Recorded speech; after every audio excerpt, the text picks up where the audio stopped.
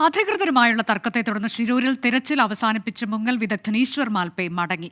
ജില്ലാ ഭരണകൂടവും പോലീസും പിന്തുണ നൽകുന്നില്ലെന്നും രേഖാമൂലം അറിയിച്ചാൽ മാത്രം മടങ്ങിവരുമെന്നും ഈശ്വർ മാൽപേ പറഞ്ഞു.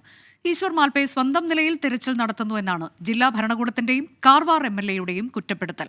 തിരച്ചിലിൽ തീരുമാനമെടുക്കേണ്ടത് ജില്ലാ ഭരണകൂടമാണെന്ന് അർജുന്റെ കുടുംബം പറഞ്ഞു.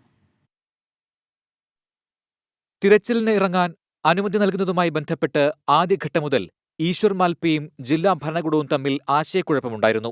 ദുർഘടമായ സാഹചര്യങ്ങളിലും ഗംഗാവലി പുഴയിലെ ആഴങ്ങളിലിറങ്ങിയ ഈശ്വർ മാൽപേ വേദനയോടെ മടങ്ങുന്നുവെന്നാണ് പ്രതികരിച്ചത്. രേഖാമൂലം അറിയിച്ചാൽ മാത്രമേ ഷിരൂരിലേക്ക് തിരിച്ചുവരൂവെന്നും ഈശ്വർ മാൽപേ. ഞങ്ങളിപ്പോൾ നമ്മളെ ആൾക്കാർ പറയുന്ന മേലെ കേൾക്കും, ഒന്നും സെല്ലാവനാവില്ല. ആ സമയത്തിൽ എനിക്ക് ശരിയാവില്ല. ഞാൻ വണ്ടിക്ക് കീഴே ഒരു ആക്റ്റീവ് വണ്ടി ഉണ്ടെന്ന് ചൊല്ലി അതിപ്പോൾ ഡയറക്റ്റേക്ക് അവർക്ക് ആക്കണം. അത് ഞാനിപ്പോൾ നമ്മളെ ആൾക്കാർക്ക് ചെല്ലണം. ഇവിടെ മേലെ വന്ന് ഒരു ആക്റ്റീവ് ഉണ്ട്, പിന്നെ ഒത്തിരി തടിയുണ്ട് അവിടെ. അത് അവർക്കൊരു ഇതായ വിഷമമാണ്. ഈശ്വർ മാൽപേയുടെ അസാന്നിധ്യം ദൗത്യത്തെ ബാധിക്കില്ലെന്നാണ് ജില്ലാ ഭരണകൂടത്തിന്റെ നിലപാട്.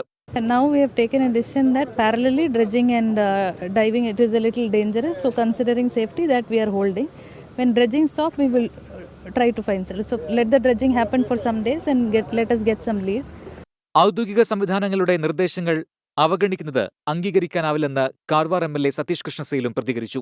അതേസമയം വിവാദങ്ങളിൽ താൽപര്യമില്ലെന്നും തിരച്ചിലിൽ തീരുമാനമെടുക്കേണ്ടത് ജില്ലാ ഭരണകൂടമാണെന്നും അർജുന്റെ സഹോദരി അഞ്ജു 24നോട് പറഞ്ഞു. ഷിരൂർ ദൗത്യത്തിൽ കൃത്യമായ ഏകോപനമില്ല എന്നത് പകൽ പോലെ വ്യക്തമാണ്. ഈശ്വർ മാൽപേ മടങ്ങിയതോടെ ദൗത്യം ഇനി എങ്ങനെ മുന്നോട്ടു പോകുമെന്ന ചോദ്യം ഉയരുന്നുണ്ട്. കൂടുതൽ സംവിധാനങ്ങൾ എത്തിച്ച് തിരച്ചിൽ ശക്തമായി മുന്നോട്ട് കൊണ്ടുപോകുമെന്ന ജില്ലാ ഭരണകൂടത്തിന്റെ പ്രഖ്യാപനം തൽക്കാലം വിശ്വസിക്കാം. ഷിരൂരിൽ നിന്നും ടീം 24.